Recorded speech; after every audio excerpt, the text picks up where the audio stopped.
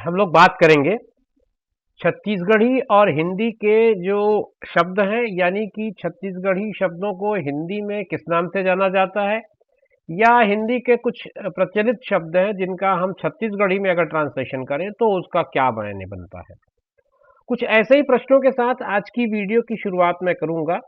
आप देख रहे हैं जीरो पीरियड, और इस चैनल पर आपको लगातार छत्तीसगढ़ और छत्तीसगढ़ी से संबंधित तरह तरह के सामग्री जो आपकी पाठ्यक्रम के लिए, आपकी परीक्षा की तैयारी के लिए, दोनों के लिए बहुत महत्वपूर्ण होगा। ये जो वीडियो बनाई जा रही है वो विशेषकर उन परीक्षाओं के लिए है जो अभी आने वाले दिनों में विशेष कनिष्ठ कर्मचारी चयन बोर्ड बस्तर, छत्तीसगढ़ लोक सेवा आयोग और छत्तीसगढ़ व्यावसायिक परीक्षा मंडल यानी कि व्यापम, इनकी परीक्षाओं में पूछे जाते हैं, उन पर ही आधारित है और उनके पाठ्यक्रमों से ही मिलता जुलता ये संयोजन है जिसे आप इस वीडियो में देख पाएंगे। आइए मित्रों, शुरू करते हैं आज की वीडियो। पहला जो प्रश्न है वो कहता है छत्तीसगढ़ी में अंगाकर शब्द का संबंध किससे है। एक शब्द यूज किया गया है इस प्रश्न में, अंगाकर, और ये अंगाकर शब्द जो है वो किससे संबंधित है। इसके लिए चार ऑप्शंस आपके पास है।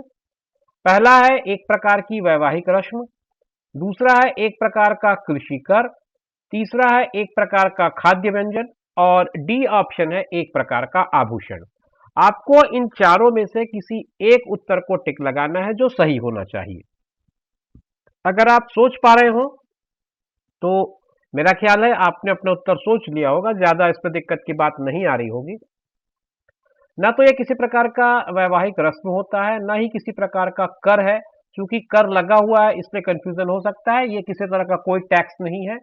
ये एक तरह का खाद्य व्यंजन है, एक तरह की रोटी होती है जिसे छत्तीसगढ़ में अंगाकर रोटी के नाम से जाना जाता है, और संभवतः ये अंगारे में बनाया जाता है, यानी कि चूल्हे में सीधे अंगारे के बीच इसको रखकर बनाया जाता है, इसलिए शायद इसका नाम अंगाकर रोटी रखा गया है, और ये छत्तीसगढ़ के बहुत लोकप्रिय रोटियों में से एक है। दूसरा जो सवाल है इस वीडियो का वो ये पूछता है कि छत्तीसगढ़ में कांके पानी इस शब्द का संबंध किससे है। एक शब्द यूज किया है प्रश्न में, कांके पानी, और इस कांके पानी का संबंध आपको इनमें से चार ऑप्शंस में से किससे जोड़ना है ये आपको बताना है। पहला ए ऑप्शन है अतिवृष्टि से, दूसरा बी ऑप्शन है समुद्र के जल से, तीसरा ऑप्शन सी है जो शिशु जन्म के उत्सव से संबंध रखता है, और आखिरी यानी कि डी ऑप्शन है गंगा जल का एक नाम है। आपको सोचना है और सोच करके इनमें से सही उत्तर पे टिक लगाना है। मेरा ख्याल है आपने सोच लिया होगा, और अगर आप अतिवृष्टि पर टिक लगाते हैं तो ये गलत होगा, क्योंकि पानी लिखा है इसलिए हो सकता है आपके मन में ये वृष्टि वाला शब्द आ रहा हो, लेकिन ये गलत जवाब होगा। दूसरा, आपने अगर समुद्र के जल सोचा होगा तो ये भी आपका गलत जवाब होगा। पानी का मतलब यहाँ पर समुद्र के जल से कदापि नहीं है। तीसरा, शिशु जन्म के उत्सव से, ये ही सही उत्तर है। हालांकि इसमें कहीं पर पे भी जल नहीं लिखा है, इसलिए हो सकता है कि अगर आप छत्तीसगढ़ी संस्कृति से परिचित नहीं है तो आपको ये उत्तर गलत लग रहा हो, और आप गंगा जल के नाम के साथ भी एक बार कंफ्यूज हो सकते हैं, क्योंकि यहाँ पे भी जल का उपयोग हुआ है। तो ये तीनों ऑप्शंस में जल है, लेकिन ये जल से संबंधित नहीं है उत्तर। आपका उत्तर शिशु जन्म के उत्सव से है। छत्तीसगढ़ी संस्कृति में किसी घर में जब नया बच्चा जन्म लेता है तो शिशु के जन्म के बाद छठवें दिन, जिसको आमतौर पर छठी कहा जाता है छत्तीसगढ़ी में, और इस दिन एक विशेष आयोजन किया जाता है जिसमें एक विशेष तरह के पानी, जिसे हम चाय कह सकते हैं, चाय का एक स्वरूप कह सकते हैं, उसे कहा जाता है कांके पानी। तो ये जो कांके पानी शब्द है वो आपके उपलब्ध ऑप्शंस में जितने जगह जल है उनमें कहीं नहीं है, वो ऑप्शन सी में इसका सही उत्तर छुपा हुआ है। तो कांके पानी और छठी, ये दोनों को आप रिलेट कर सकते हैं। किसी भी घर में नए बालक के जन्म पर, बालक या बालिका किसी के भी जन्म पर, ये इस तरह का उत्सव किया जाता है छठवें दिन, इसे छठी कहा जाता है। उस दिन ये विशेष रूप से सभी आए हुए जो अतिथि होते हैं उनको ये परोसा जाता है। अगला प्रश्न है दोस्तों, छत्तीसगढ़ी में पनही कहा जाता है। पनही शब्द है, पनही किसको कहा जाता है, किसके लिए उपयोग किया जाता है ये शब्द, ये आपको बताना है। ऑप्शन है आपके पास वस्त्र को, कंगन को, हार को, और ऑप्शन डी यानी कि आखिरी ऑप्शन है जूता को।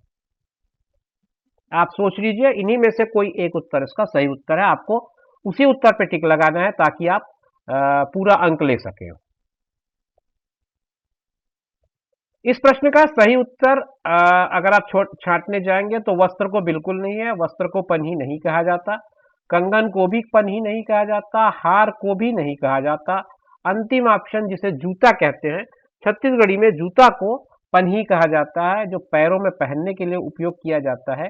तो इसका जो सही ऑप्शन है वो जूता आएगा, यानी पनही और जूता को आप रिलेट कर सकते हैं अगर इस तरह के प्रश्न आपके सामने आते हैं तो।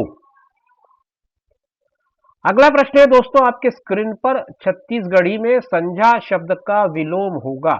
एक शब्द यूज किया गया है संझा, और संझा शब्द का विलोम क्या होगा ये आपको बताना है। चार ऑप्शन हैं। ऑप्शन ए कहता है बिहनिया, ऑप्शन बी कहता है जुन्ना, ऑप्शन सी कहता है पुरौनी, और ऑप्शन डी कहता है करिया। ये चार इसके ऑप्शन है। छत्तीसगढ़ी शब्द है संझा, उसी का विलोम आपको छत्तीसगढ़ी में ही चूज करना है। जो ऑप्शन है वो सारे छत्तीसगढ़ी शब्द हैं। ऑप्शन ए बिहनिया, ऑप्शन बी जुन्ना, ऑप्शन सी पुरौनी, ऑप्शन डी करिया। ये चार ऑप्शन है आपके पास। अगर मैं नीचे से लेना शुरू करूं तो करिया जो है वो इसका विलोम नहीं होगा, पुरौनी भी इसका विलोम नहीं होगा, और जुन्ना भी इसका विलोम नहीं होगा, बिहनिया इसका विलोम होगा। तो आपका जो ऑप्शन ए है वही इसका सही उत्तर है। आपको थोड़ी सी शब्दार्थ के बारे में इसके जानकारी दे दूं। संझा आप समझ ही गए होंगे, ये शाम के लिए उपयोग किया जाता है छत्तीसगढ़ में। जो दिवस का समय होता है, ढलने का, दिवस के ढलने का समय जो होता है, जिसे हम लोग शाम कहते हैं हिंदी में, उसी को छत्तीसगढ़ी में संझा कहा जाता है। और संझा का उल्टा अगर है, शाम का उल्टा अगर मैं देखूं तो शाम का उल्टा होता है सुबह, जिसे हम छत्तीसगढ़ी में बिहनिया कहते हैं। तो इसीलिए आमतौर पर छत्तीसगढ़ी में जब इन दोनों को युति के रूप में उपयोग किया जाता है तो संझा बिहनिया इस तरह से शब्द एक साथ युति में उपयोग होता है। तो आप इसके विलोम को समझ गए होंगे मेरा ख्याल है। और अब मैं आगे प्रश्न में चलता हूं। इस प्रश्न में आपके पास एक तरह की उपमा दी गई है। दांत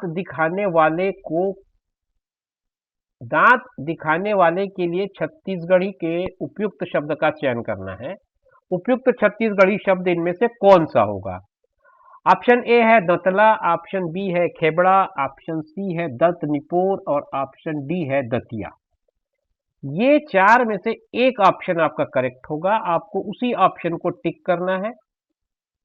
अगर आपने सोच लिया है तो आपको सी ऑप्शन के साथ जाना पड़ेगा। ऑप्शन सी इसमें इस उपलब्ध विकल्पों में सबसे सही विकल्प है।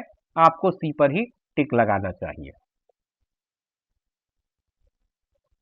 इस वीडियो के इस प्रश्न में आपसे फिर से एक बार डिक्शनरी चेक की जा रही है। छत्तीसगढ़ी शब्द अस्कट, ये शब्द है छत्तीसगढ़ी में, इसका अर्थ क्या होता है ये आपको बताना है। अस्कट ये शब्द है, इसका आपको अर्थ बताना है, हिंदी में क्या अर्थ होता है। ऑप्शन ए है पर्यटन करना, यानी कि घूमना फिरना। ऑप्शन बी है पेड़ को काटना, अस्कट यानी कि पेड़ को काटना। ऑप्शन सी है ऊब जाना, यानी कि बोर हो जाना। ऑप्शन डी है धान की कटाई। तो इसमें आपको सोचना है और सोच करके अपना उत्तर टिक करना है। सही उत्तर कौन सा होगा? उम्मीद करता हूं आपने सोच लिया होगा। अगर आप पर्यटन करना कहेंगे तो बिल्कुल गलत होगा, क्योंकि घूमने फिरने का कहीं से भी अस्कट शब्द से कोई तात्पर्य, कोई संबंध नहीं बनता। पेड़ काटना, कट से आप अगर काटना को लगा रहे होंगे, इसका शब्दार्थ जोड़ने का प्रयास कर रहे होंगे, तो ये बिल्कुल गलत है। पेड़ काटने को अस्कट नहीं कहते। ऊब जाना इसका सही उत्तर है। अस्कट मतलब, अगर आप छत्तीसगढ़ी में अस्कट शब्द का उपयोग करते हैं तो इसका मतलब है आप बोर हो जाने के संदर्भ में उपयोग कर रहे हैं। तो इसका सही उत्तर होगा ऊब जाना। धान कटाई में भी कटाई शब्द है, तो आप इसमें भी कंफ्यूज मत होइए। कट से कटाई मतलब नहीं निकल रहा है, यहाँ पर ऊब जाना इसका सही अर्थ होता है। अगला प्रश्न है छत्तीसगढ़ी में मुंदरहा शब्द का प्रयोग होता है। मुंदरहा एक शब्द है। इस शब्द का उपयोग किस संदर्भ में किया जाता है? रोपण क्रिया में, यानी कि जो रोपा लगाई होती है उसमें किया जाता है। फसल कटाई में, फसल कटाई से जुड़ा हुआ शब्द है। प्रातः काल के लिए यह जुड़ा हुआ शब्द है, या प्रातः काल के मायने इसको लिया जाता है, या फिर दुधमुह है बच्चे के लिए, जो नवजात शिशु होता है उसके लिए। तो ये चारों में से आपको एक क्वेश्चन का सही उत्तर आपको चूज करते हुए लेना है। तो रोपण क्रिया बिल्कुल भी इसका उत्तर नहीं है। रोपनी में कहीं पर भी ऐसा कोई शब्द नहीं है जिसे मुंदरहा के साथ जोड़ा जा सके। फसल कटाई में भी मुंदरहा नाम का शब्द कहीं कोई जुड़ता हुआ नजर नहीं आ रहा है। ना ही दूध मुहे बच्चे के लिए मुंदरहा शब्द का उपयोग होता है। प्रातः काल, जिसको हम अंग्रेजी में डॉन कहते हैं, DAWN, और भोर कहते हैं हिंदी में, या प्रातः, तो लगभग यही जो समय होता है, जो ठीक जिस समय सूरज निकलते रहता है उस समय को कहते हैं हम लोग मुंदरहा छत्तीसगढ़ी में। और इस प्रश्न के साथ अगर मैं उत्तर के तलाश करूं, ऑप्शंस जो अवेलेबल है मेरे पास उसमें, तो मेरा ऑप्शन सी इसका करेक्ट ऑप्शन होगा। आप ऑप्शन सी के साथ जा सकते हैं। अंग्रेजी में आप अगर अंग्रेजी से पढ़ रहे होंगे तो डॉन शब्द आपको याद होगा, DAWN, डॉन, जो रात के बीतने का और सुबह के होने के बीच का ठीक समय होता है। उस समय को हम लोग मुंदरहा कहते हैं छत्तीसगढ़ी में। और आपके उपलब्ध ऑप्शंस में से अगर देखो तो सी ऑप्शन इसका करेक्ट ऑप्शन होगा। इस प्रश्न में आपसे यह पूछा जा रहा है कि छत्तीसगढ़ी में अइलाना का अर्थ क्या है। अइलाना एक शब्द है, इसका अर्थ आपको बताना है, डिक्शनरी मीनिंग आपको इसका चेक करना है और उसके हिसाब से इस पर टिक लगाना है। आपके पास जो ऑप्शंस हैं उसमें ए ऑप्शन है अकड़ना, बी ऑप्शन है कुमलाना, सी ऑप्शन है थक जाना, और डी ऑप्शन है गीला हो जाना। अइलाना, गीला हो जाना, ये मिलता जुलता लग रहा है तो मन में एक भ्रम आएगा, मगर ये गलत उत्तर है। थक जाना, ये भी गलत उत्तर होगा। अकड़ना भी गलत उत्तर होगा। कुमलाना या मुरझाना, अइलाना का जो मीनिंग है वो मुरझाना या कुमलाना, ये दो सेंस में यूज किया जाता है। तो आपको इन दोनों में से जो भी उपलब्ध होगा आप टिक लगा सकते हैं। चूंकि मेरे उपलब्ध ऑप्शंस में जो अवेलेबल ऑप्शन मेरे पास है उसमें कुमलाना है, तो मैं उसी के साथ जाना पसंद करूंगा और मेरा सही जवाब जो होगा वो कुमलाना होगा। अक्सर ये पेड़ पौधों में, पत्तियों में, जैसे हम किसी भाजी को काट के रख दें या कोई पेड़ है जिसमें पानी ना पड़े तो जो कुमलाने लगता है, मुरझाने लगता है, उसको छत्तीसगढ़ी में कहा जाता है ये अइला आगे है। मतलब अइलाना का जो अर्थ है वो इस सेंस में आप उपयोग में लाते हैं। इस वीडियो का आखिरी सवाल है ये, और इस आखिरी सवाल के साथ मैं कोशिश कर रहा हूँ आपको बात करने की उन बिंदुओं पर जो छत्तीसगढ़ और छत्तीसगढ़ी संस्कृति से ओत-प्रोत हो और उससे मिलता-जुलता हो, जो आपके परीक्षा के लिए उपयोगी हो। ऐसे शब्द, ऐसे फ्रेज, ऐसे मुहावरे, उन सब चीज़ों को मिला करके कुछ-कुछ प्रश्न बनाने का प्रयास किया है। पिछले वीडियोज़ में भी आप देखे होंगे कि मैंने ऐसा एक वीडियो बनाया था जिसमें आपको छत्तीसगढ़ के मुहावरे, लोकोक्तियों पर ही बात हुई थी। हालाँकि वो बहुत छोटा वीडियो है, बहुत सारे और बिंदु हैं जो छूट गए हैं। आने वाले वीडियोज़ में मैं कवर करने का प्रयास करूँगा। ये वीडियो हम डिस्कस कर लेते हैं लास्ट क्वेश्चन के साथ। छत्तीसगढ़ी में गोंदली किसे कहा जाता है? गोंदली एक शब्द है, आप इसको किसके लिए उपयोग करते हैं ये बताना है। ऑप्शन ए है टमाटर, ऑप्शन बी है मछली, ऑप्शन सी है प्याज, और ऑप्शन डी है मूली।